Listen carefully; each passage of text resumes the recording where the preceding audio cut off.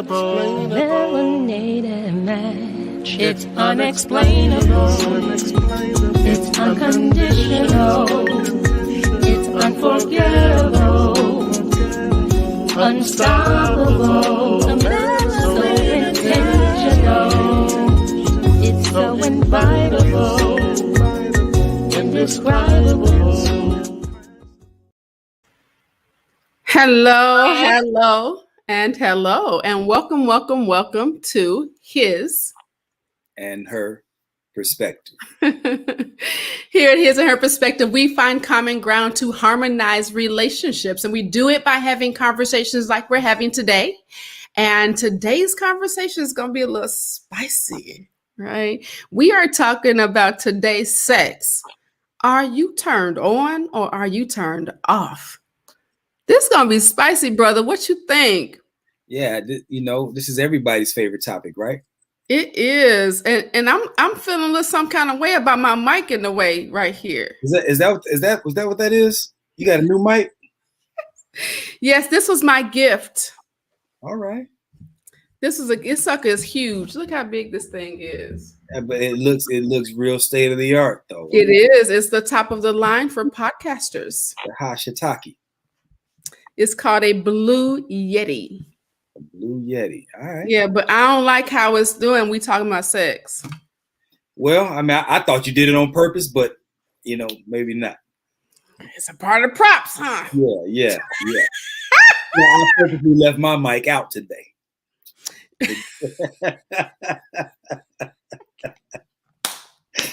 Oh, Jesus, help me, Lord, help me. It's already hot under these lights, right? Yeah. Listen, how you doing, brother?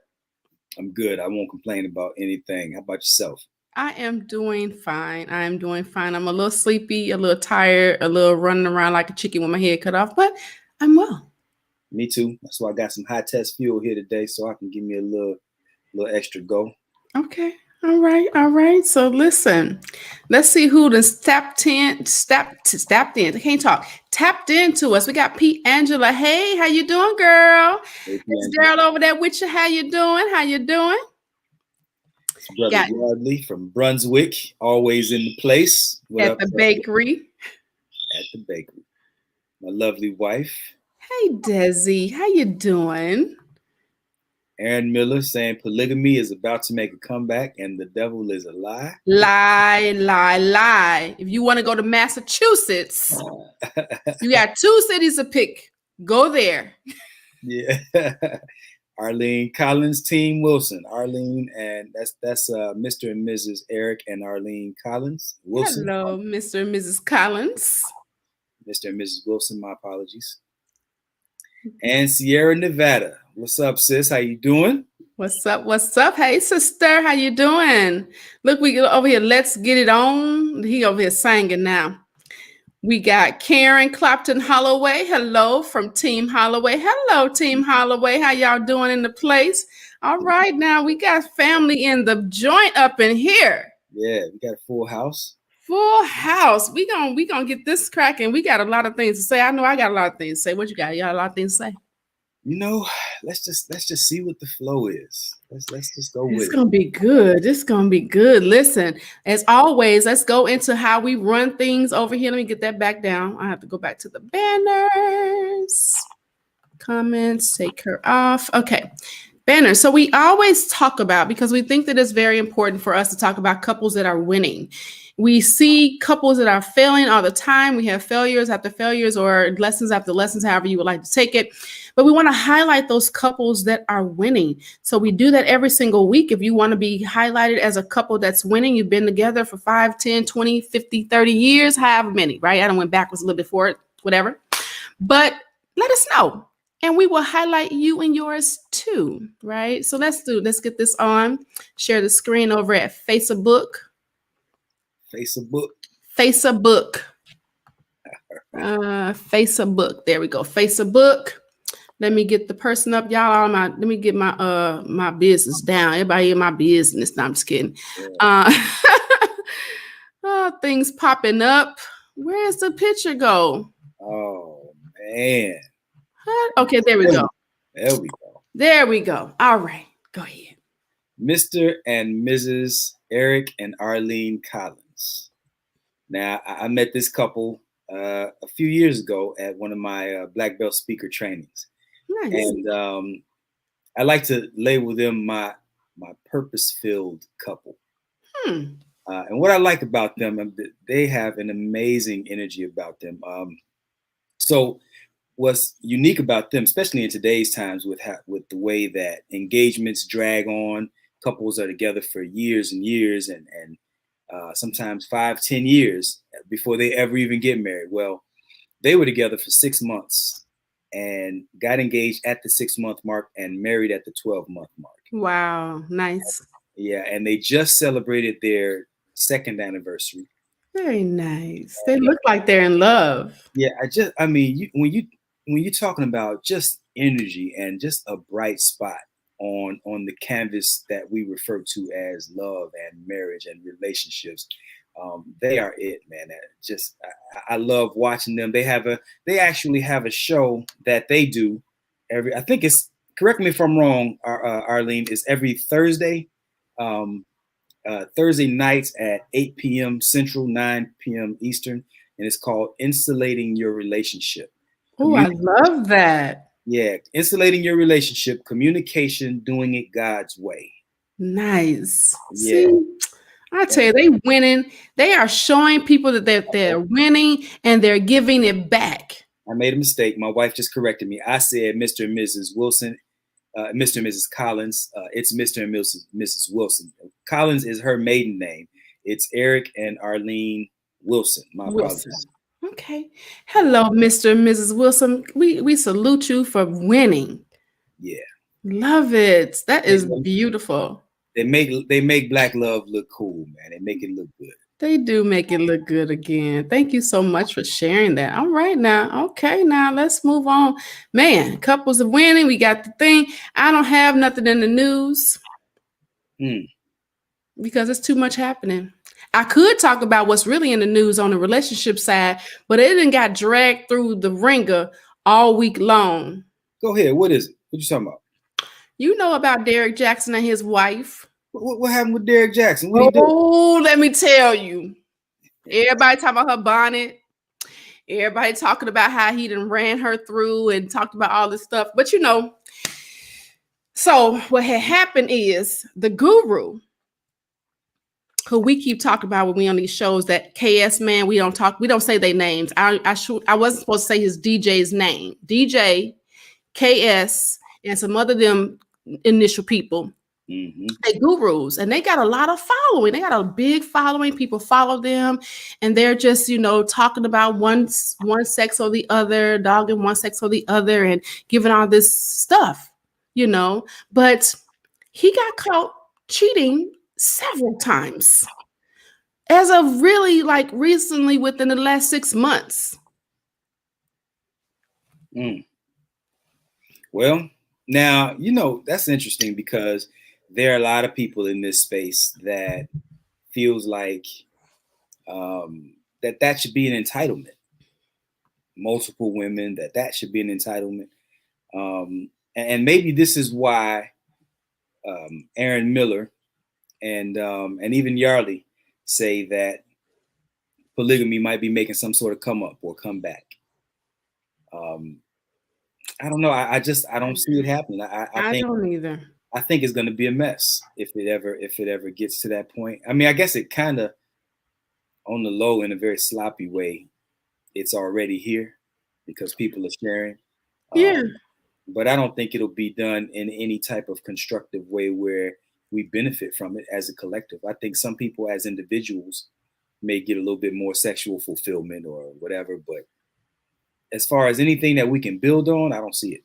Yeah, it's not going to be some movement. It's not going to be that. But I mean, people are going to do what they do. That's just what it is. I don't think it's a movement. And because people you'll have people outside getting shot more than they are. If that happened, I don't think so. And this kind of plays right into the theme of the show, right? I mean, we're talking about, sex, sexual. What's the title of this show? Sex. Are you turned on or are you turned off? Now, I did listen to one of the side piece, mistress, jump off, whatever you want to call her, of DJ, and she said that he had made some disparaging comments about his wife, saying that she really doesn't turn him on, really doesn't do it for him. Yeah, he was just text messaging. They got text messages, they got screenshots. So you're gonna be that's why you can't be having full-fledged conversations in the text message. Because if you say something that shouldn't be said and somebody screenshotted and you didn't want it screenshot, you in trouble. They screenshotted the whole message from just a month ago. Yeah. Of him talking about, baby, don't leave me, with the doctor, because he's messing with this doctor. And she's like, you lied. And he's like, no, I have to come. Let me come and explain to you. And, let me come and explain. She's like, you better not show up at my house. And then you up here, you taking videos outside of my house. So when he was sitting in the car with the real nice big beautiful brick house behind him, that was her house, the doctor's house. Yeah. Yeah. I mean, it got a little bit messy. It got a little bit messy. Apparently at some point, she was pregnant, and then they dogged the wife because she got on there looking a mess. It's like, I feel like, and I kind of understood what they were saying. When you're coming on to represent, you gotta come straight to the nines. You don't come giving them reasons to go, see, that's why he cheated on you. Or here's another way of looking at it too. Maybe that's how she felt because he cheated. That's possible. That's strongly possible, because she's been writing excerpts. And I don't know if this is excerpts of the book that they just wrote together, because they just wrote a book. We ain't talking about the name because we're not advertising, but we were trying to figure out if this whole book was the plant for them doing this and this coming out, because now you can talk to We Healing Together, because his whole platform, he just signed a contract with TD Jakes for a whole bunch of money, and it's gone now because of this. But she's doing these excerpts that are very, very detailed and a little eerie, because she's talking about how she knew the woman's moans, and she knew how she felt, and how he would touch her and what they would make her feel like. And she knew her body, like she knew the woman's body better than she knew her own. So sounds kind of creepy to me. Yeah, so she's got some things going on, and by right, she may not have been strong enough to endure that. Some women, you can't get cheated on like that over and over and over again and think that they're gonna be okay. Somebody gonna die. Yeah. Anyway, enough of that. Let's talk about our sex. Yeah. Y'all, listen. Go ahead. It's gonna be hot. What y'all got to say about this? I know y'all got something to say. I got a lot. What you got? What you want to start with? No, want to start with some of these statistics over here? Yeah, go ahead. By all means. 1 out of every 5 couples French kiss. I know this is a little. We're gonna ease our way into the big parts. Okay. 40% of married couples kiss no longer than 5 seconds. French kissing. Hold on. Pause right there for a second. Is that a good thing or a bad thing? That 1 in 4, you said 1 in 5 couples French kiss? 1 in 5 couples stop French kissing. Okay. So what is that? Family, y'all help me out here. Plus you, Michelle, let me know. Is that a good thing? Is that a bad thing? What does that mean?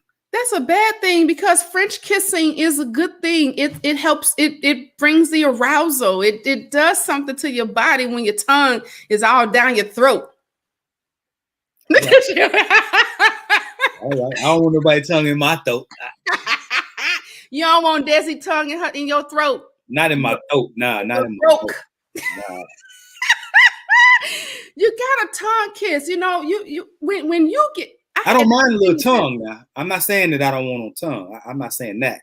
I don't want it in my throat though. Well, you know what I'm talking about, man. When you get that real good deep kiss and you just got slob a little bit right there. You know, you have to come out of it like this. Yeah. You know, that type of kiss. Most adults that have been married do not do that. They peck. Yeah. What's up with that? True. That's true. But you can spend hours before you get married of kissing. We ain't never kissed for hours, but we still do have some pretty extensive kisses. Yeah, you know, you be teasing with the tongue and all that other stuff. Married folk don't do it. 40% of married couples kiss no longer than 5 seconds. 1, 2, 3, 4, 5. That's sad. It is. What kind of intimacy can you build with that? Maybe that's why the divorce rate is as high as it is. Very true. 20% of married men, now we going a little higher, have not had sex in the last 12 months. What? This is why we got people out here cheating. Wait. 20% have not had sex in the past 12 months. 20% of married men have not had sex with their wives in the last 12 months. What about their wives? What they doing? Right. Somebody. Yes. Okay. This is something else. I was astounded by this. Couples who have sex less than 9 times a year are considered sexless couples. Now, let me give you 4 reasons. Then we can go into something else. They say the reason why people, let's go back to the French kissing. The reason why they don't French kiss more than 5 seconds is because they say it takes too much time. It's not necessary because it's used for arousal, and you don't need arousal in marriage. Who the hell said that? This is a study. They said it takes too much energy, and then the affections in marriage change. The affection motive in marriage changes. Man, my wife said at least they're kissing. 5 seconds is better than 0 seconds. Well, that's true, but man, 5 seconds, man. You know, I think you got to like somebody to want to kiss them for longer than 5 seconds. That is true. So then what you saying? Married folk don't like themselves, don't like each other? I'm saying that there are a lot of people out here who are struggling to love people that they don't even like. Man, that's good. That's true. It is very true, though. Man. But how about this? You argue, they said you argue more when you have less sex. So if you and your spouse are arguing a lot, y'all ain't having enough sex. Arlene said we kiss more than that in one day. Yes. Man. Yeah. That's crazy. Wives become dry.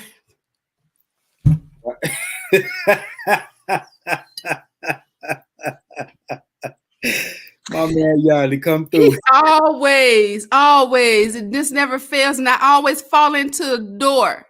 You highlight it too. Right. Just because I can't see. That's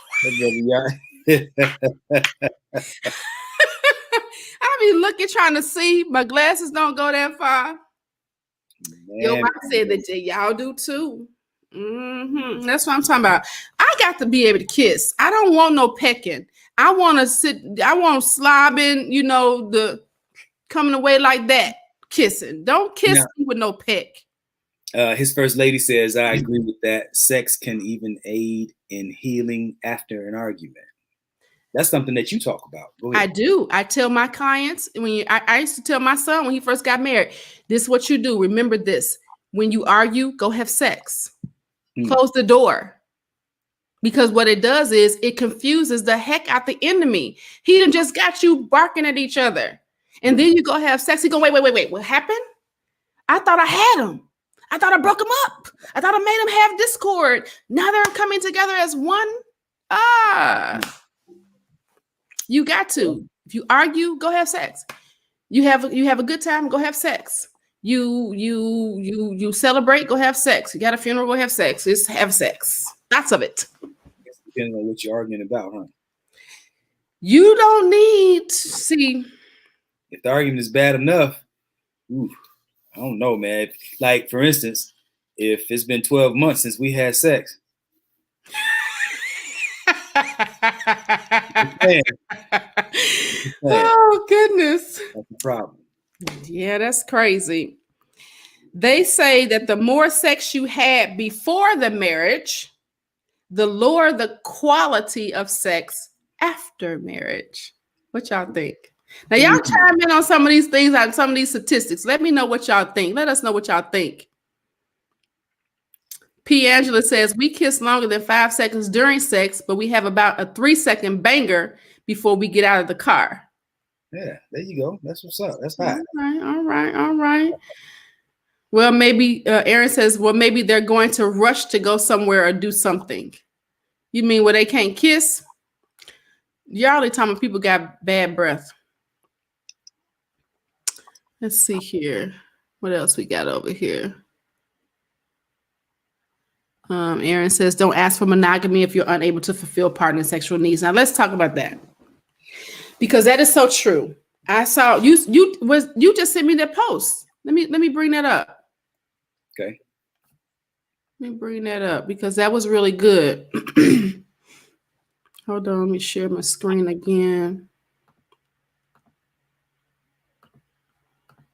You know, I think sometimes too we get caught up in these statistics because like his first lady just said, lies, lies, lies. My husband and I started a sexual relationship before anything else, and that's the one area we have never struggled. So I think sometimes we get caught. I do think that there is some validity in the statistics, but sometimes they're used as too broad of an umbrella, too much reach, and they don't. Oftentimes they don't apply. Go ahead. So this says, may I be frank? Sex before being married is a setup. It's abuse to submit your body sexually without the protection of marriage. What do you think about that? Man, so does marriage offer protection? I do. I think it does. It should, right? It should, at least.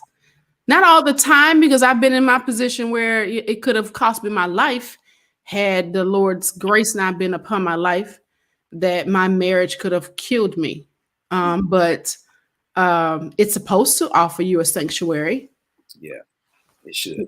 It should, there is so a lot of times I think that what happens is we super hype up everything outside of marriage because of the problems and the troubles that we see marriages in. And because of that, people are like, well, shoot, why am I doing this? I'll just do it outside and at least I could just walk away when I feel like it. So we got, man, it's popping over here. Hold on. What happened? His first lady said we were still getting it popping while we were planning to divorce. It's so good that the marriage was failing, but the sex life was still popping. Yeah, my second marriage was that way. We came from the divorce court and didn't have sex. Wow. I agree with no sex before marriage. I think that is a detriment to the relationship. It really is. Just like his first lady, their favorite mom, the chemistry, passion is real. Absolutely. And, that can hold some people, but sometimes it doesn't. Aaron's like, what kind of abuse, what kind of sex are you having? So when they talk about abuse, Aaron, sex was given to married couples as a reward, as a way to procreate, as a way to do the purpose and the will of the Father. And so the benefit of them procreating was they got to have an orgasm and they got to feel good while doing it. That's the purpose. It has been tainted. Real talk. Not that I haven't had sex out of marriage. I'm not judging anybody, but that's the real purpose of what sex is. It is a coming together for a purpose, and it has been tainted. That's the abuse that she's talking about. He said, whatever, I'm test driving before I drive. Some people feel that way. Yeah, most people do, I think. And I think one of the issues that we have with sex is that it has been just to the point in the post that you just shared, the meaningfulness of it has been watered down, and it's been reduced to an orgasm, a nut. Yeah, a nut. And it just feels good, and that's what people are going for. And I get it. I mean, hell, I don't know that there's a better feeling on the planet than that. But to the point that you just made, there's a reason why sex is good. Sex is good for the same reason that fruit is sweet. It's to ensure the survival of our species. Yeah. Right. So it's supposed to be done under a covenant, and that ensures survival. But what they've done is, especially with us, they've replaced the protection that the man typically provides. They've replaced that with government agencies. We have police officers. Women know how to do Taebo. They can get a gun. So women feel like they can protect themselves, and therefore they don't need a man as much. Yeah. And so by removing that need for a man, now he becomes a luxury. They just want him as oftentimes just companionship. Yeah. And it's not, I'm not blaming women. I'm saying this is something that has happened to society.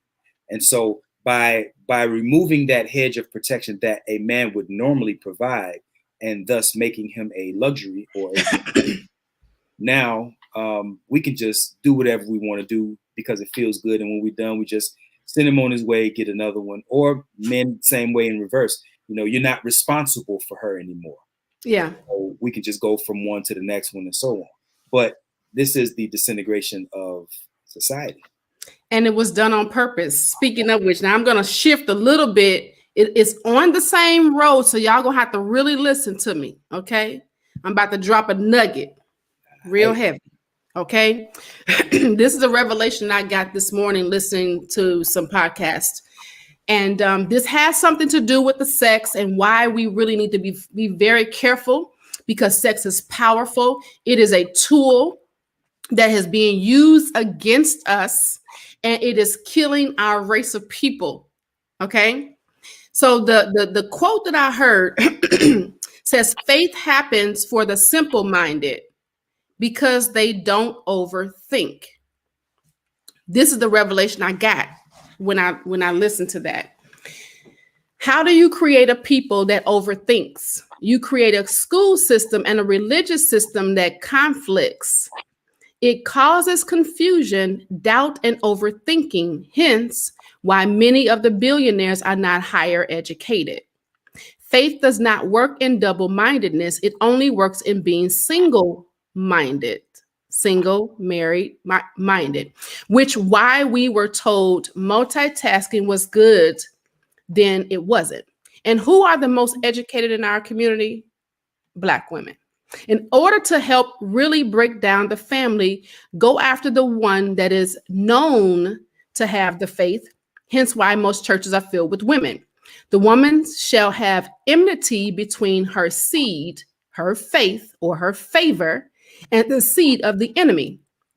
You shake, confuse, or distort their faith or the view of it, you paralyze the community. Then, when you have the man that was the closest to God being torn to pieces by these vessels, women of faith, they don't seek the highest power that gives them that faith or that favor or that woman. They rely upon themselves and what the world offers rather than the faith that is given to them or the favor that was given to them, all to keep us from getting what we truly know is ours. We've been hoodwinked, and we've been used and abused through the voice of sex sales, through the voice of, we can do what we want to, through the voice of, well, why we can't just test drive it, through the voice, no disrespect, brother, through the voice of, let's just, forget what the Bible says, through the voice of all of these different things. That's heavy. That's real heavy. And I think, we get into these conversations and we start talking, spiritual and religious. And I think a lot of people get lost on that, or it gets lost on a lot of people. Because look, me and my wife had this conversation. Bless you. We had this conversation all the time. Emotions are more powerful than logic. Yes. You show me a conversation where the emotion is high and the reasoning will be low. There is nothing that, or few things that we are more emotional about than sex. Man, you sneeze real quiet. I muted it. I know. I'm like, I don't want that in the mic. That's gonna be like, woo. Yeah, I'm messing with you. Yeah. Fake sneezing. Anyway. So that goes with what Yarly just said. I actually had a conversation with a woman actually say that they ration out the pee within their marriages. Yeah. What the what? Ration out the pee sleeve within their marriages. So you're talking about women who I guess they feel like they only want to give their, well, I mean, he said it. You ration it out. Why? What's the reason for that, Yarly? Did they say why? He had a comment right behind that. He said, marriage is the right to have exclusive access to a woman's pee sleeve for the express purpose of procreating and maintaining the man's lineage of bloodline. What do you think about that? I think that is true because that's how it's supposed to do. Now again, things have not gone as planned. They stopped going as planned when Eve messed up, right? Which is why I keep saying, and people like I've had people to say to me, why do you think that women got this much responsibility? Because we started it. Not that men don't have the responsibility, because he should have listened to what God told him not to do and not listen to that woman. However, the part that we have in it, we must fix.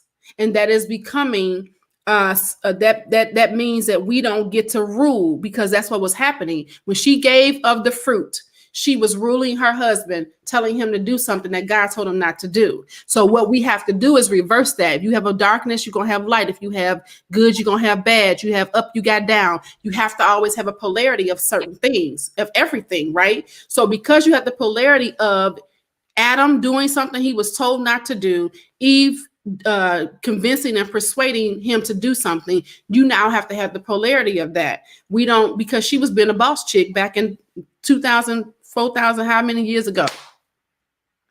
Which is why we talk about box chicks die long. So you believe that,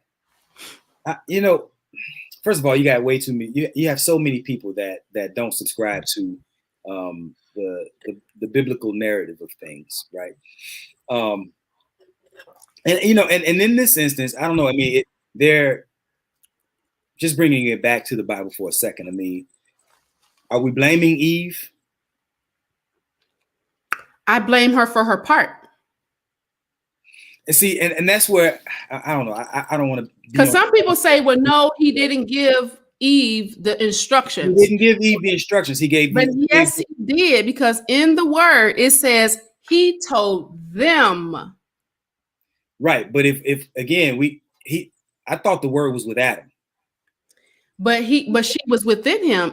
But again, if people don't subscribe to how Eve was created, then they're not going to hear the words he told them.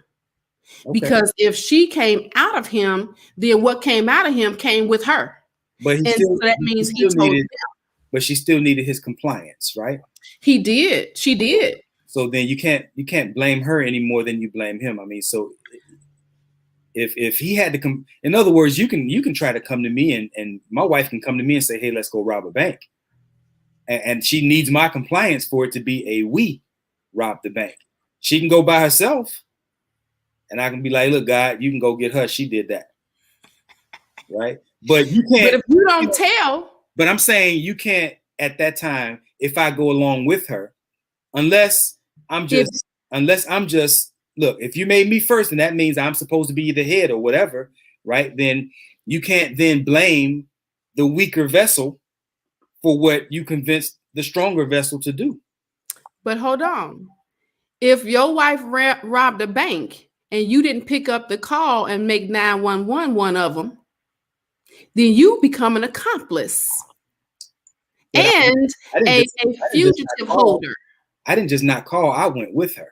He didn't. No. He didn't just not tell God, "Ooh, God, look what she's doing." He ate with her. But he still he just went to the extent of more of an accomplice. He became with her, like you said. But yeah. I'm saying, you said that if you don't Because he could have just outright said, God, you gave her to me. She down here tripping. She trying to go against you. Yeah. Yeah. I mean, unless we're going to say that the woman is a better version of God's creation, right? I don't think that smarter and wiser, a wiser, smarter, more intelligent, just a more divine design than if they were created equal, male and female, then Adam is just as responsible as she is. And if that's why I say her part. And then, but I'm going to add to that. If you're going to say that Adam is the head, right? The man is the head. This is the narrative that gets pushed. Then Adam has to take the bulk of that responsibility because ultimately it was his decision that allowed them to eat the apple.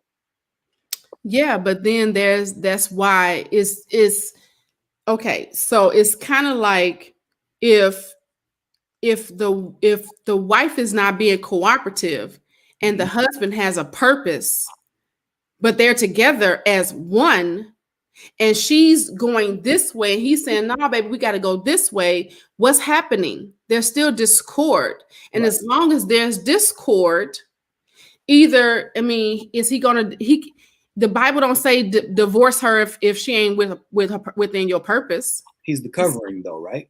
Isn't he the covering? He's the hedge, right? He is the head. Okay. So then if ultimately, if my rent don't get paid, if the mortgage in this home doesn't get paid, ain't nobody blaming my wife. No matter what she did, no matter how much she might have mismanaged or whatever, ultimately that's coming back on me. How did you let that happen to your family? And the same thing, if you're going to say that Adam is the head, if you're going to tell me that God made the man to be the head, then you can't go blaming the woman when things don't go right. That's just as logically inconsistent. Why is it? Why did the wife not say something? No. I think that they both had their part, is what I'm saying. I never said it was solely Eve's fault. I'm talking about we as women have to account for our part. No question. That's all I said. But I'm saying that it primarily falls on him. Unless you tell me that God made them to run this race side by side, ain't no leader, ain't no follower. We just side by side. And then, okay, her part is her part, his part is his part. But in the moment that you say he's the head, and then he gave the blessing to eat that apple, that's on him. So then why didn't it say that there's enmity between the man and the enemy? I ain't read that far. No. That's the point that I'm making. She allowed the enemy to come into her house. That was the first form of polygamy. All right. You got a couple comments down there. Karen said, Adam Where we at? Karen Holloway. Which one? He said Adam was in charge of everything, so he should have directed her. And then right after that, she says the blame is on both. Yardley says, but what if she said, after we rob the bank, we can have monkey double backflipping sex?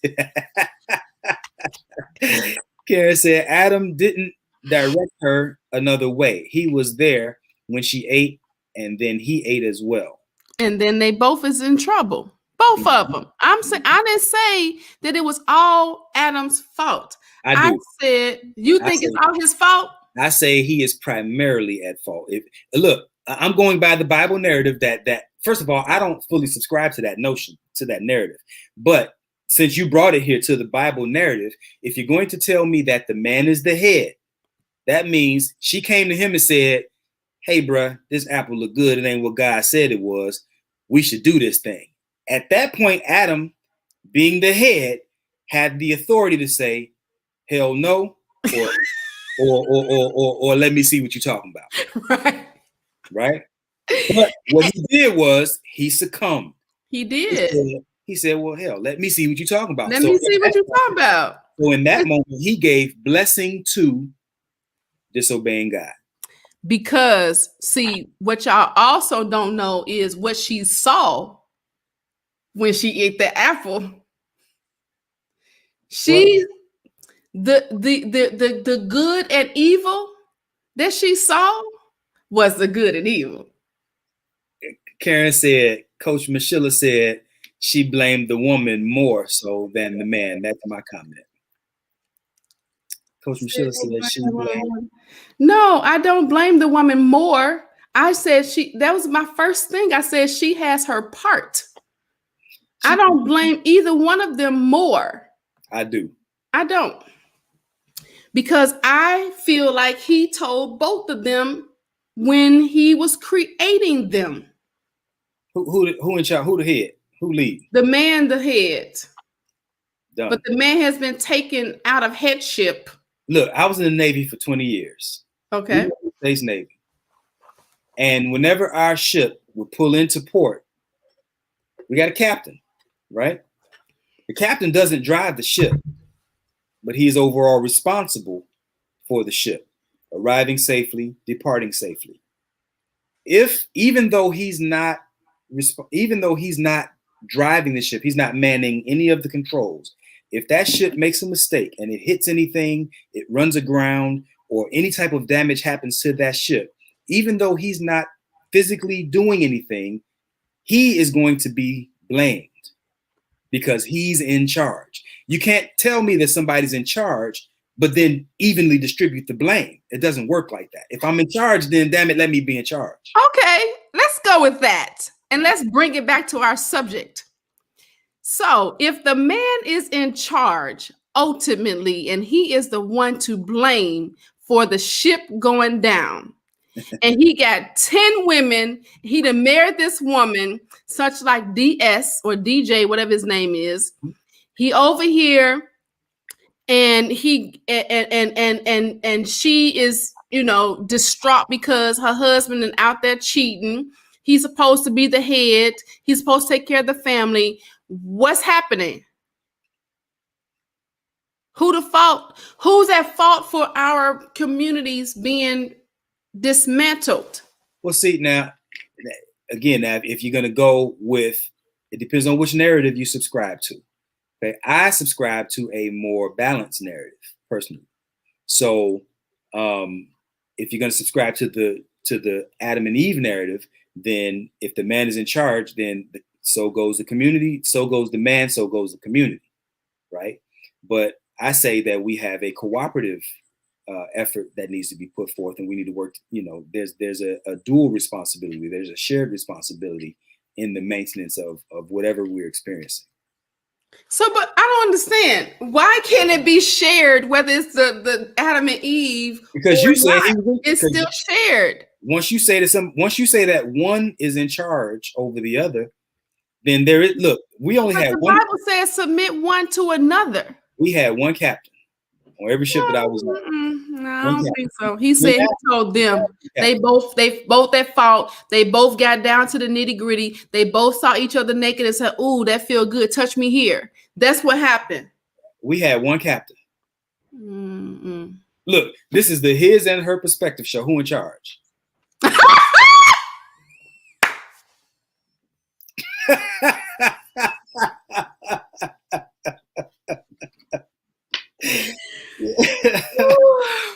So anyway, let's we all off topic.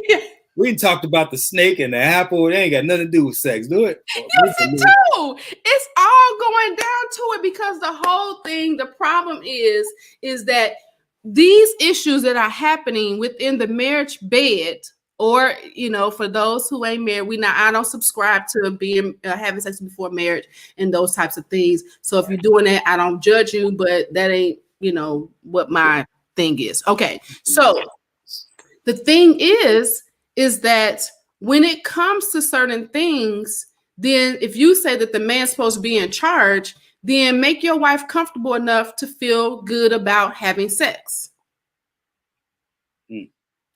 Then she shouldn't have body shaming issues.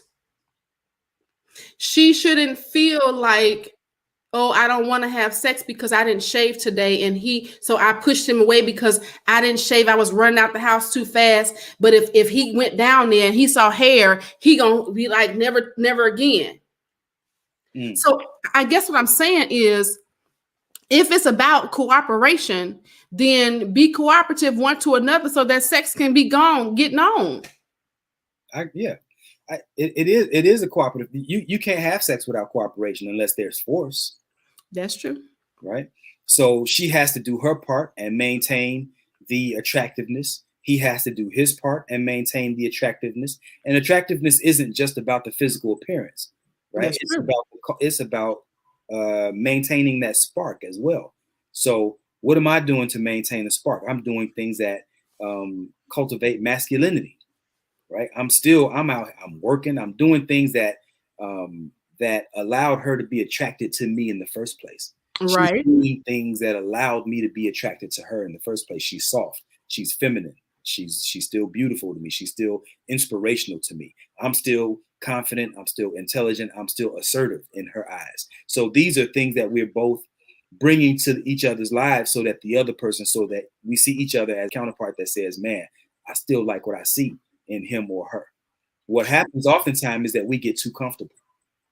Yeah, that happens too. And then you think that certain things that you thought were cute and hot are not cute and hot anymore. You know, you like that boss chick in her. You like how she commands attention when she walks into a room. But then when she does that in her house, then you got a problem because you thought it would change. So we have these preconceived ideas or these high expectations of what people should do and should not do. And then when they don't succumb the way we think that they should succumb, then we got an issue. And then there's no sex. Because I think that you just got an issue, go have sex. Is this what boss chicks die alone? Yep, that's why they die alone. Boss chicks be dying alone. Y'all got to get them tickets. Y'all ain't got them tickets yet. Got your tickets to Boss Chicks Die Alone Masterclass is going to be on April the 21st. Yes, at 8 p.m. Eastern Standard Time. If you know a boss chick, she needs to be there. It ain't offensive, but if she's single and she a boss chick, she might want to be there. Pass the torch, pass the information, do something, but tell somebody, tell everybody, tell somebody. Tell full friend, family. So some of the reasons that they say that people stop having sex is too much focus on the intimacy, just like you just said, and not the desire. What's your thought on that? Too much focus on the intimacy and not the desire. Break that down for me. So too much focus on we need to communicate. You know, we need to spend quality time, or we need to make sure that we're talking to each other. But you stopped wearing, you changed your hair. You did a big chop on your hair, and your hair was down your back, and you ain't asked him because you feel like it was your hair. Or he stopped going to the gym because he just didn't feel like it no more. Or he's not working the same job because it was stressful and that was a turn on to her, or whatever the case may be. Certain things, the desire of looking at each other, the whole passion of the lust, if you will, you know, for your partner. Yarley took the words right out of my head. He said, we're overthinking it. Is that what you're getting at, basically? Yep. Yeah. Because look, attraction really is instinct as much as anything else. It's instinct. There's a lot of instinct involved, a lot of primal instinct. And so all of this overthinking it, talking about everything, everything doesn't have to be verbally communicated. You know, sometimes it just is what it is. And you hot because you hot, or you charged up because you charged up. And that's just it. But if everything has to be explained, if everything has to be talked about, I can see how that would counter the spark, as opposed to just letting that spark breathe. I don't agree with that. I'm going to disagree with you again on this one. I guess we had toe to toe today, but I'm not. But because let me tell you why. If we understood, how can I put this? If our environment wasn't as dysfunctional as we know it to be, because many people don't know what healthy relationships look like. So if we don't know what healthy relationships look like, we got to train our bodies, our minds. We have to retrain our mindsets to do something different. The same way, if we're overweight and we want to lose weight, we got to retrain our bodies. So I think that some of that communication, you know, something I tell my clients, you're going to have to do things that are uncomfortable because you've been getting things that you don't want.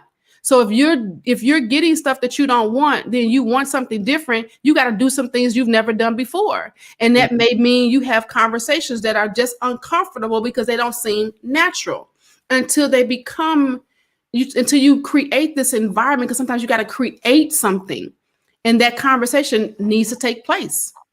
I'm not saying that no communication needs to take place. I said, to the point that Yarly was making, and to the point of what you were just reading about, I think there is an element that's been added to it where we overthink things, we overanalyze. Like, we don't have to necessarily talk about every single aspect of what's taking place. I'm touching you here because no, not that. If you touch me here, it's because this, and this is why I responded. Nah, you touched me there, I liked it, do it again. Right. You know, we don't have to, every single element of what's taking place does not have to be analyzed, discussed, talked about. I mean, sometimes it just feels good because it feels good. And all I need to do is do it again. I don't need it. We don't have to talk about why it feels good. And, you know. Okay, how about this? Because I have been in a situation where they weren't responsive, but they claim they like it. I think that's a little different, but go ahead, speak on it. So how do you deal with something like that? How do you deal with the person that has been emotionally burnt or never been emotional to be able to express, oh, that feels good, ooh, or moan, or whatever the case may be, and they're just laying there like a lump on the log, and you trying to figure out, did that feel good? Did I do it right? That's the other side to what I was talking about. What I was talking about is, if it feels good, and you're not just laying there like a lump on the log, but we actually enjoying it, I'm saying we don't have to over explain what just took place. What you're talking about now is the other side of that, where you're questioning, did I do it right? Does it feel good? What can we do to make it feel better? Now, that's going to require some communication, because we're both trying to arrive at that place where we're pleasuring each other. Right. So what you're saying is, as long as it's functioning well, we ain't got to have all these conversations. But if there's some dysfunction there, we need to talk about it. Yeah. Look, if it ain't broke, don't fix it. I agree. I can smoke a bag of that if I smoked. Yeah. Yep. Let's see what we as people. Go ahead. We as people fight against instincts because most people view themselves arrogantly that they better than animals. Yep. Animals are having sex. They have lots of it. Yep. Ain't no. Go ahead.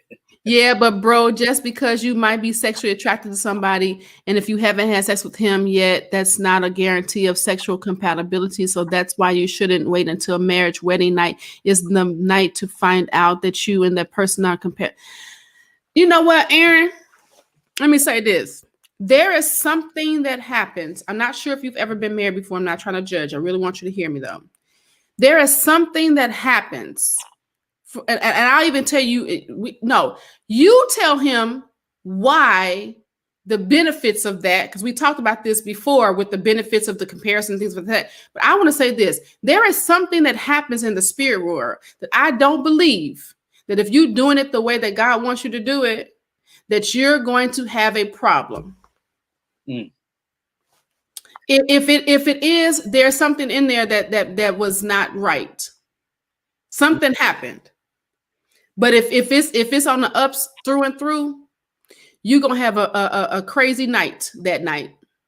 Look, men, we've evolved, right? And not always for the better.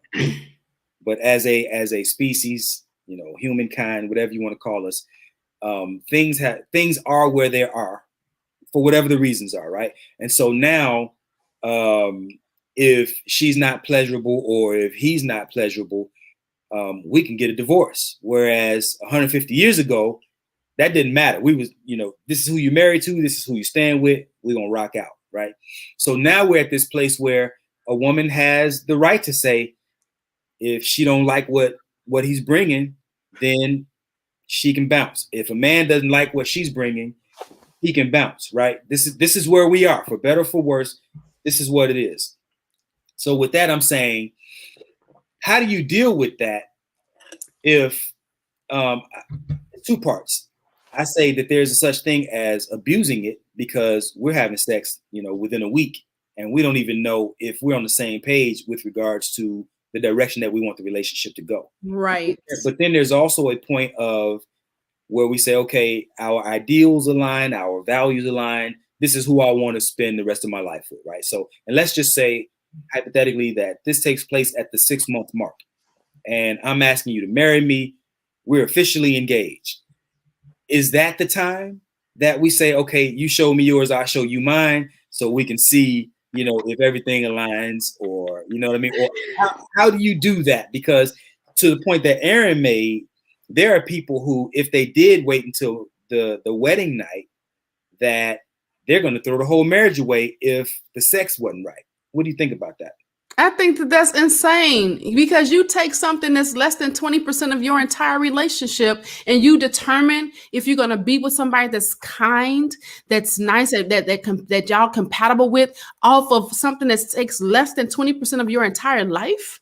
That makes no sense to me. Not to mention this, we put more effort into everything else. If you go to your job that you just got a week ago and you don't know the job, you going through training, you getting extra classes, you got the supervisor sitting next to you, you got the IT desk on speed dial, you got all these different resources and help, but you won't go and get sex therapy, or you won't go and get a book, or you won't ask somebody that's wiser than you, that's been around, or a coach or a therapist to say, hey, how do we make this better? Because you cannot tell me that if you don't put forth the effort and you don't do something about it, and you don't learn each other's bodies, and you don't learn what each other likes to do, and not feel like, well, I don't want you telling me to move it over that way. If it ain't going in the right way, I should be able to say, baby, move just a little bit to the left. Now, look, you got several different answers right here. You said Arlene Collins Wilson says, no, we waited. So this is the couple that we highlighted at the top of the show.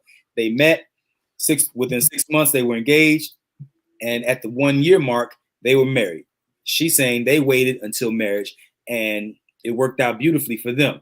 My wife says, I disagree. The marriage could or could not be ordained by God. The bottom line is everyone is not sexually compatible. Personally, that's something I'd want to know before marriage. So now in that instance, you have someone who has, let's just say, an extremely high sex drive and an extremely low sex drive. Somebody's needs are not going to be met in that instance. It's not just about how good the sex is. It's about how much we might need it. So there's an instance where sexual incompatibility could cause a huge problem if we're not willing to meet each other in the middle. So I can see that part too. And then Yardley says 6 months is to get married is too short. And right behind that, Karen says, if two people come to the table with no experience, there's nothing to compare the union to. So there you go. For both. It's when you have comparisons that disappointment can come into play. So here's where I'm going with that. Right now, we have a culture that is all over the damn place.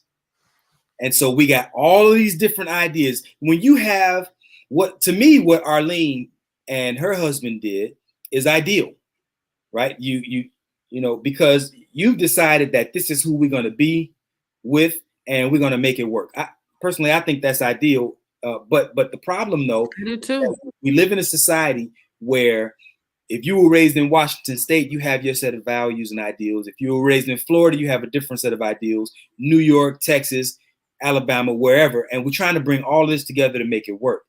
But there is no structure. There is no cultural structure that says, this is how we do it. This is how we get down. This is how we make it work. And so right now, the divorce rate is off the charts. People are finding every reason in the world that they can come up with to divorce. They're finding more reasons to divorce than they are to stay together. And then on top of that, sex is, even though, like you said, it might be 20% of the what takes place in the marriage, but it's taking center stage and creating 80% of the problems. And that's sad, though. I think that's really sad. And this lends to what Arlene is saying. This is Mr. Wilson, her husband. We come on, step in, man.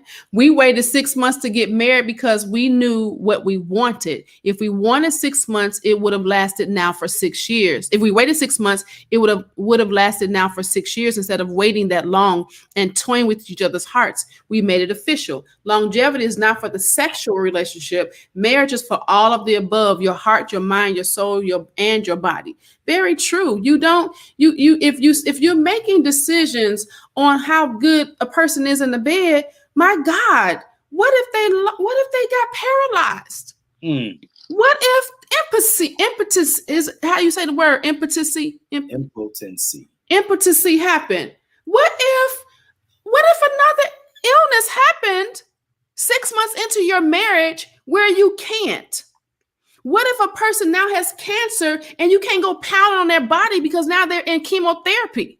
What you gonna do? This is why sex was never designed to be what it's been reduced to. Right now, it's just a pleasurable treat. And if we like it, great. If we don't, we're going to find an alternative. We're going to find a plan B. We got blow-up dolls. We got dildos. We're finding all kinds of alternate routes to sexual fulfillment, to sexual gratification.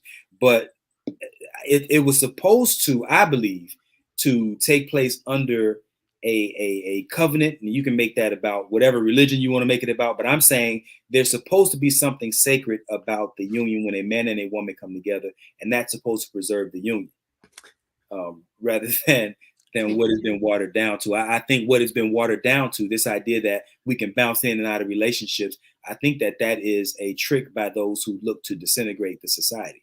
It really is. And that's why people must have didn't catch, because it didn't sound sexual, but you didn't catch what's happening. This is a thing. So you get with somebody, you start to feel some kind of way about them, you get into it with them and have sex, and all of a sudden you're like, the sex is bad, you walk away. You do that 2, 3, 4, 5, 6, 7, 8 times because the sex is bad.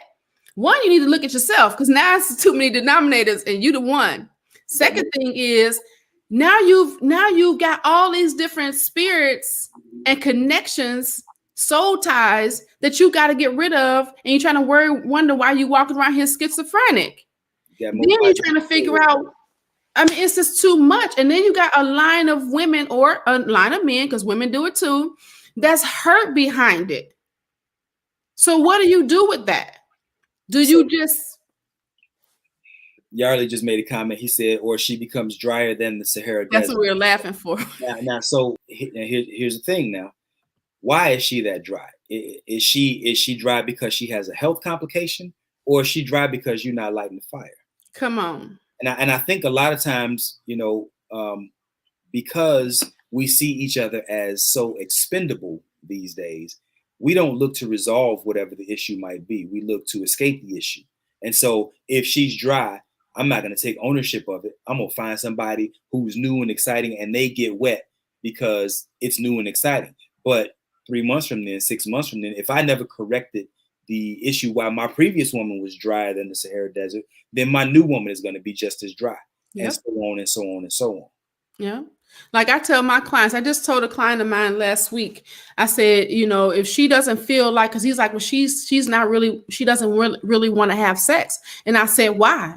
Well, then she began to explain that she needed to be stimulated in her mind, and he wasn't doing that. He had become lazy in that area. So all the beautiful things that she was saying, because women fall in love with what they hear and men fall in love with what they see and feel.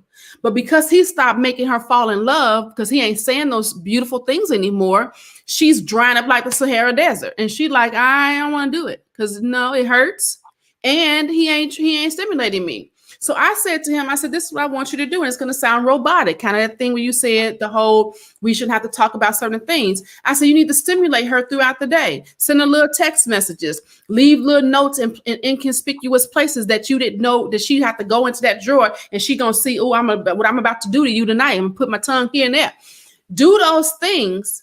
Just give me 3 days of that. And I promise you will get the momentum going. And when that momentum going, now she all over you and you trying to figure out how to get her off. Now, And it worked because when they met me on what's today, Sunday, 2 days ago, he said, so yeah, so I did. It was a little embarrassing for him to tell me. So then he said, yeah, I did this and I did that. And yeah, I said, okay, so how did it work? I said, oh, it worked. And so he bust out laughing. Exactly. You got to prime her if you stop priming her. So first of all, I do agree that there is some priming that definitely has to take place. No disagreement with that. I had a conversation with an elder, and I shared it on my Facebook page the other day. And I'm just going to read this quick little excerpt. She said, so the question was why, I asked this question in my group, why are couples having less sex after they get married? And she responded by saying, it's because most women are not really attracted to their husbands. Ooh-wee. This is real now. Can we talk grown folk talk? Come on, talk. All right. She said, it's because most women are not really attracted to their husbands. They just want to get married.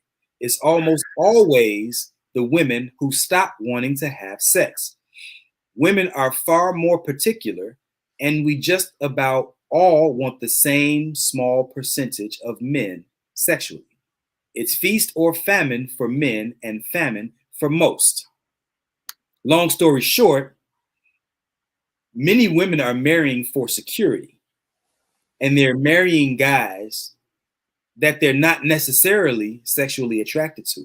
So sex is the initial web that they might spin in order to catch him. But once they got him, it dries up because, well, you never really lit the fire for me anyway. So in her estimation, this is the majority of marriages. What do you think? I wouldn't say the majority. I would say many, but I don't even want to. I don't like the word most because I'm a statistic all of myself.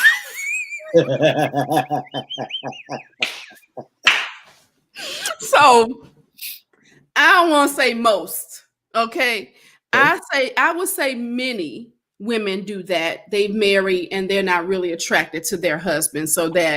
But you know, my thing is, even with let's even talk because okay, so I can add to that many another third when you talk about the women who are not having the sex, because she's right about that. Most of the situations or problems is because the woman won't give him none. Okay. And so because of that, so she may not be, half of them may not be attracted. And then you add another third of them who are not having sex because he's out here cheating and she didn't call him. So she feel like, well, you being like that towards me, then you go get it from somebody else. Then I ain't giving you nothing, you know? So Look, there's a comment right here. First Yarley said both medical or the man's failure to excite her. Okay. And then right below that, my wife said, I know women who are absolutely miserable in their marriage because they never have been pleased sexually by their husbands. That's a miserable existence. Every wife wants to be pleased or pleasured sexually. You can't fix the problem they have. Now, this is the thing. Okay. No, you cannot fix every problem. But if you know what the problem is, you can work towards it. Like, okay, for instance, with him not being able to pleasure her, why? Is he too quick? What if he's too small? What if he's just too small? If he too, we got a problem with that one. Now, now hold on. Let's get this let's put this on the table right now. All right. Oh, I may not be doing it. Oh, but I'm gonna find out what the package looks like beforehand. Okay. So then I'm gonna look at it, touch it or something, but it may not be, we may not be, but I'm gonna know. Okay. So what Yarly said, Vaun just explained alpha coupling. So, and then my wife said they are too small. Okay. So oh, that's yeah. Look, this is a real situation, right? You have guys out here. I mean, you have the law of averages, right? You have some guys who are bigger than others, but then you also have some guys who are much smaller than others. Just Okay, like tell her to get some cumin. what that do? Tighten it up. Mm. But Put it you in know the what? water. I heard a story. I heard a story about a woman who was with a guy that was so small that she couldn't even tell he was there. And they got married. They didn't have sex after marriage. No. This was before marriage. But now, just imagine though, if you were to fast forward that, and that happened on their wedding night. How do you coach through that? Ooh, now that's a doozy. I don't even know. I'd be like, you better learn how to get some real good head. You better learn how to play some things and do some things. I don't know now. That was you right, Desi. Sis on that one because, bro, I don't know about that one. That we would have a problem. Coach Michelamonè saying it on April the 4th, 2021 at 6:40 p.m. Eastern Standard Time. I'm gonna know what it looked like. Yeah, I'm gonna know what it looked like, not just quiet, but I'm gonna know what it looked like on fire. Now look here, right. Now check this out. I agree with that. I think particularly though, because I mean the law of averages says that the average guy is gonna be okay, right? But now as a man, if you're bringing a below average set of tools to the job, I think you should warn that sister. I mean, if you coming in the door and you got 2-3 inches, whatever, you know what I mean, and this, that, you've been laughed at a few times in the locker room. The fellas done tease you. Maybe a young lady has teased you before. If you're bringing a set of substandard equipment to the job, you should tell that sister. You should let her know in the door that, hey, I'm below average. Let me show you or whatever. And then at least give her the opportunity to say, that's not going to be a problem. Or, you know what, that's too big a problem for us to overcome. I got to be out. Like you got to, if we're going to do this thing where we're waiting until marriage or whatever, I mean, we're going to need some transparency. We are. I'm telling you, because then that would be now I have to admit now, if you got to live with that for the rest of your life, and then he couldn't, because that's the thing you have to think of. I'm going further than just that night. I'm going, if you couldn't share this with me, what else won't you share with me? If you couldn't be that vulnerable with me and I'm supposed to be your wife, then what else would you hide? Karen said there are tools for that. Man, what kind of tools? We need to get this brother some help. I get, well, you do have these. You got strap-ons, right? I guess you could. What is that? I guess a brother could wear a. No, you can't be doing that. That's plastic. It ain't gonna get hot. You ain't gonna feel the heat and the pulsating. Man, life ain't fair, is it? Man, that's a mess. Now I have to admit now. That's not a laughable. It's not a laughing matter. That is not funny at all. Life is not fair, and so I think look. Even if you go, where I go to Animal Planet, and I see a herd, a pride of lions, or a herd of ram, and not all males get to mate. And I think this is the part of the game where some people are just going to be left out. Just like you have some females who are just not very appealing, and so some people get left out. That's the ugly truth. It's a bitter pill, but it's a strong dose. That's so sad, though. Oh my God. That's just as worse. That I think I'm trying to figure out. I was thinking, what is worse? Because I have a client who was with her husband and they've been together for 8 years and they never consummated the wedding. See, how that happened? And so which one is worse? How they've been together how long? 8 years. And they never consummated the wedding. Never consummated the marriage. Does he like boys or something? Like what's that's the same thing I told her, but she told me no. I said, no, girl. He don't like the girls. You a front. Nah. That ain't normal. That ain't normal. Man. Aaron Miller says deception. My wife says that the wives say it's hard to live with. They cry a lot. Wow. Man, wives Mm. with the S? Plural. Karen says there's a toy that is put between both partner. It vibrates and gets warm. All right. We might need to do a show about that. Some toys. Right. Bring some to let people know. Yeah, that's not funny at all, sis. It's really not. That's sad. It's a serious issue for a lot of couples.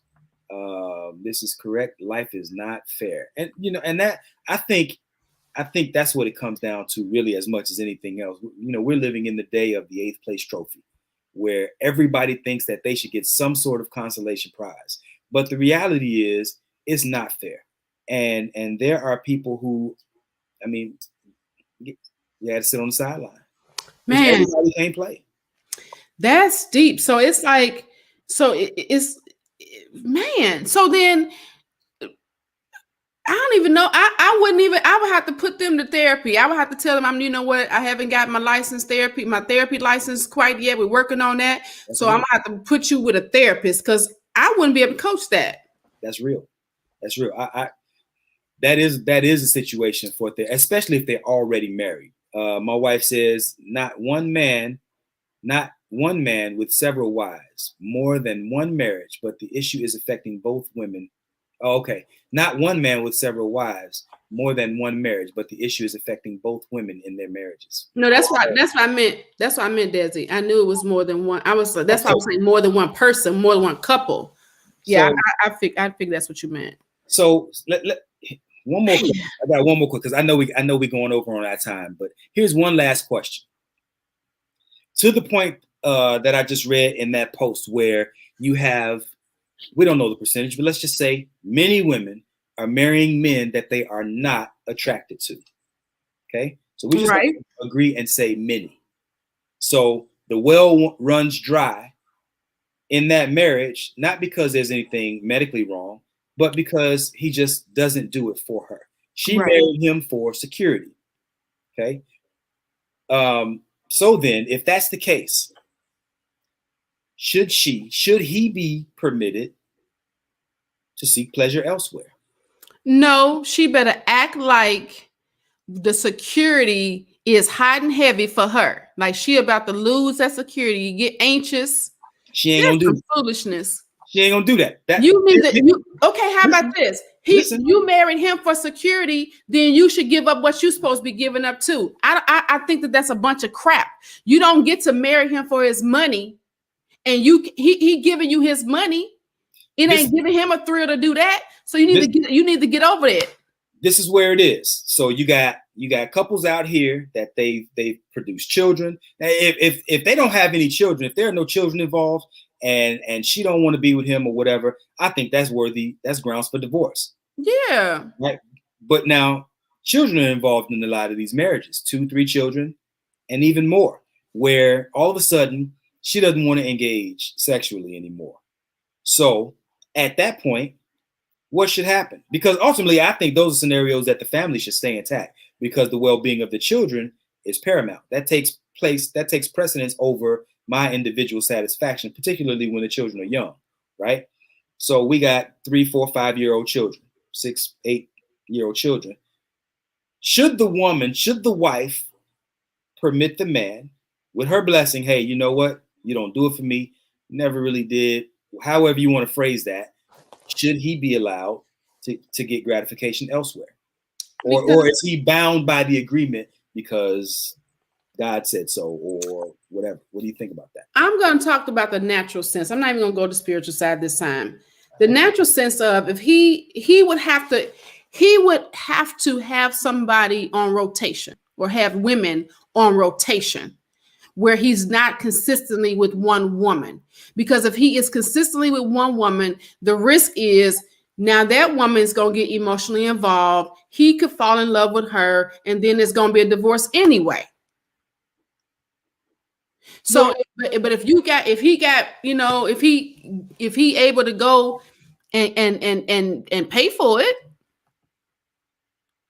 you gonna take some of the money out of the pot that she was marrying for security for? That's a shame. And now you also have on the flip side, what if there's a man who just cannot satisfy his wife? Let's just say they waited until marriage, and then on the wedding night, I mean, she really loves this guy, and she has a very high sex drive, but he's short on the plumbing, right? And then to the point that I got a comment on my page, maybe he should allow her to take on the lover. So this whole thing of polyamory, right? Is there room for polyamory in marriages, particularly in situations where people are coming up short outside of the we're super compatible, we love each other, but we still have these enormous sexual appetites that aren't getting fulfilled? This is the thing. People gonna do what they want to do, how they want to do it. I don't recommend it. Okay. I wouldn't. What y'all say, family? What do you say to that, family? I wouldn't recommend it because it's opening too many doors for too many situations to come into play. Now there's a possibility because we got all close and you the only one I'm with. I know you're not with your wife. You only with me. Why we got to use a condom? So now we're not using the condom. Oh, baby, I'm pregnant. So now you got multiple kids when you started out with this one wife that, now you got kid outside the marriage. There's now more problems inside the marriage. Because now that money that she done came into it for is now being split to her house and somebody else's household now because it's a kid involved. It's too many things that people do not think of outside of the pleasure of it, the pleasuring of it. I'm gonna look up the statistics. I think it's probably less than 20%. Because if you think that in a day, most couples are having sex once a week, if that, and I'm gonna max it out at an hour. Okay. Once a week, 7 times 24. What's that number? So who calculated in this head? Because 7. It's a lot of hours. Okay. And only one of them you having sex.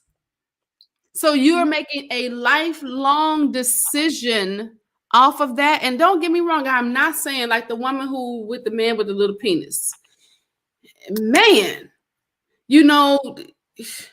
again, y'all need to get some toys. Call up Candy from Candy Bedroom Candy. Get you a sex therapist. He better learn how to get some real good head. Y'all get some toys. Do what you got to do. Man, his hands probably show he can't even finger her. So you would stay? I've been in a similar situation, but it wasn't because he wasn't. Why was it? Don't say too much. You ain't got. But I guess what I'm saying is I would look at the entire situation. I would look at the entire situation as to, what? Man. Well, on that note, I guess we'll close out. Yeah, because I'm stumped. We might have to do an amendment to this show, a part 2 to this show or something, because I think there's some meat left on this one. No pun intended. Yeah, this is something we didn't. It's so many comments we had that we couldn't even read in. Oh, let's see where we at. Life is designed not to be fair, so that only the strongest, most virile and fertile may reproduce for their future. Yeah, this is true. He was her second or third choice. She will not be worried about losing security because the courts will provide her with child support, alimony, and the transfer of wealth from her husband. Sad. That happens. This is why men are not opting to get married. They see the horror stories, the destruction of men en masse, and that's what I read to y'all earlier. People ain't getting it. Men must learn phallic control. Women must maintain temperance. This was an excellent show. We enjoyed you. Thank you so much, Karen. We appreciate you. Appreciate all of you all for your support. Man, I'm really stumped about this whole. I don't even know what to say. Yeah, we might have. Yeah, that's another show onto itself. where we're talking about satisfaction, the dissatisfaction, and how to handle that. Yeah, because there has to be some tools given. Yeah. Seriously, because that means we got to do some research. There is some tools that got to be given, because do you walk away from something that is not even not even 50% of your life? Now, I'm wondering. I mean, and if without telling all their business, are they getting along any other way? I mean, is the household good? They living good? They driving good? They eating good? How's the babies? Like, do they argue a lot? I mean, is it just the sex? That's something. Because that is something. Like, how do you value your entire relationship off of something that won't even take you? And it's not even, if you was doing it 7 hours a week, an hour a day, and most people ain't gonna do it seven times a week. So if you was doing it I need to calculate now. Y'all got me. I'm thrown. I just don't get this. You out of 24 times 7. That's 168 hours in a week. Meaning so what? Out of that, if you were doing it every single day for an hour, and most people ain't having sex for an hour. Okay. So if you was doing it for 1 hour a day, a day, a week, that's 7 hours out of the 168 in your life. But now look, you know as well as I do that when the emotions are involved, the facts don't matter. Yeah, that's true. You find me something that someone is emotional about, and the logic of it is irrelevant. Right? She said yes, but it's a lot of sexual frustrations, man. Otherwise, they do pretty good. Dang, they need some intimacy therapy. Have they tried that? I mean, talking about a real person that specializes in sex therapy, like Dr. Ruth. That and that maybe we ought to come on with a sex therapist. We do. We need to find one to talk to, because we need somebody that's gonna get in the raw that really know what this means, because there has to be something that can be done. This is my thing. I don't believe, and I said this earlier, I don't believe if you do it the right way, that God won't honor that and find a way for you to get what you need. Yeah.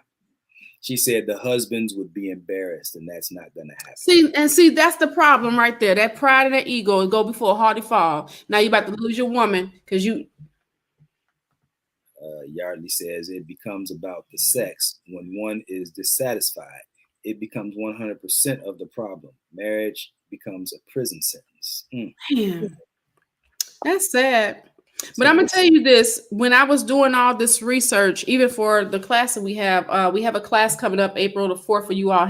If you're coming in, April the 21st at 8 p.m. Eastern Standard Time, 7 p.m. Central, called "Boss Chicks Die Alone: How to Find a Good Man Without Losing Yourself." And so I've been searching and researching a lot on marriages, because I really am, trying to get in on my niche. And it's not even, I'm finding that it's not just our community. Oh, it's definitely not. Marriages has been attacked. There's a war on that too, because that's unification. Anything unifying anything, because again, people don't understand marriage is the exact example of the relationship between us and God. So a marriage with a husband and wife exemplifies that relationship, which is why he gives sex. He gives the marriage bed the utmost respect. He does not look at it. Oh, because I knew I was going to have somebody in the church that was going to come for me and say, why you keep saying that? Oh, but see, I got proof. It's in the word that he turns his head when a married couple is having sexual relations. In Genesis, it says that after they ate the apple, that they came into awareness Now the awareness was, and we're gonna get up off him. The awareness was they was naked. They didn't realize they was naked. They didn't realize that they was naked and looking at each other like that. So when they became into the reality of what was really happening, they tested some waters and they found some pleasure in it. It wasn't just for procreation. It was pleasurable. And then the word says, and they heard God walking in the garden, asking, where are you? Now, if he sees all, he knows all, why he got to look for him? And why he walking? And why he walking in the garden, that means that he couldn't see what they was doing because they was having sex. That's why they hid, because they was embarrassed that they was doing something they didn't know they was supposed to be doing. All right, let's end on that note. We might have to do a midweek show about that. Yeah. So, oh my goodness, this was good, y'all. We thank you so much for getting with us. Again, Boss Chicks Die Alone is coming up on the 21st. Make sure that you share that information with some people. Make sure that you are looking at our pages, Vaun the Love Alchemist at Facebook, Instagram, and YouTube, and Coach Michelamonè on all platforms. That's what I am on all of them. Find us and like our pages, follow our pages, subscribe to the His and Her Perspective show on YouTube. Hit the red bell so that you can get any of our upcoming videos. And I'll let you finish the way. That's it, family. You know how we do. You could have been anywhere in the world, but you're here with us. And for that, we are eternally thankful. We appreciate y'all. We love y'all. Peace.